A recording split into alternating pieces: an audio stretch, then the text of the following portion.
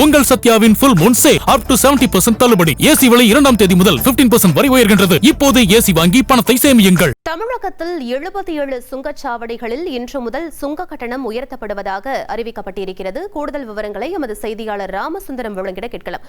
ராமசுந்தரம், எவ்வளவு ரூபாயிலிருந்து எவ்வளவு ரூபாய் வரை உயர்த்தப்பட்டிருக்கு? முழு விவரங்களை பதிவு பண்ணுங்க. வணக்கம். தமிழகத்தில் உள்ள ஸ்ரீபெரும்புதூர், பரனூர், வானகரம், கிருஷ்ணகிரி, மதுரை, நாங்குநேரி, வாணியம்பாடி, விராலிமலை உள்ளிட்ட தேசிய நெடுஞ்சாலைகளில் அமைந்திருக்கக்கூடிய சுங்கச்சாவடிகளில் இன்று முதல் சுங்க கட்டணம் உயர்ந்துள்ளது.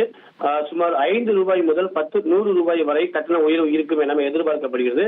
குறிப்பாக தனியார் பேருந்துகள், சுற்றுலா பேருந்துகள், சரக்கு வாகனங்கள் நீண்ட தூரம் பயணிக்கும் போது பல சுங்கச்சாவடிகளை கடக்க வேண்டியிருப்பதால் தினமும் இயக்க செலவில் சுங்க கட்டண உயர்வு பெரிய சுமையாக மாறியுள்ளது.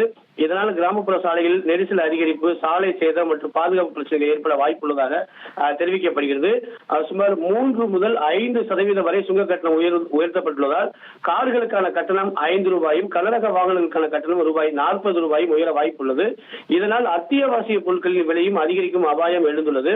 குறிப்பாக சென்னை, கன்னியாகுமரி, திருச்சி, சேலம் மற்றும் சேலம், கோயம்புத்தூர் உள்ளிட்ட தேசிய நெடுஞ்சாலைகளில் அமைந்திருக்கக்கூடிய 60 சுங்கச்சாவடிகள், 60 கிலோமீட்டர் நீளமுள்ள வண்டலூர் மீஞ்சூர் வெளிவட்ட சாலையில் 4, மதுரை வெளிவட்ட சாலையில் 2, நாவலர் உள்ளிட்ட மாநில நெடுஞ்சாலையில் அமைந்திருக்கிற 8 என ஒட்டுமொத்தமாக 77 சுங்கச்சாவடிகளில் இன்று முதல் சுங்க கட்டணம் உயர்ந்துள்ளதாக அறிவிக்கப்பட்டுள்ளது. விவரங்களுக்கு நன்றி ராமச்சந்திரன். தமிழ்நாட்டில் 77 சுங்கச்சாவடிகளில் சுங்க கட்டணம் இன்று முதல் உயர்த்தப்பட்டிருக்கிறது. முக்கிய செய்தியாக பார்த்தோம்.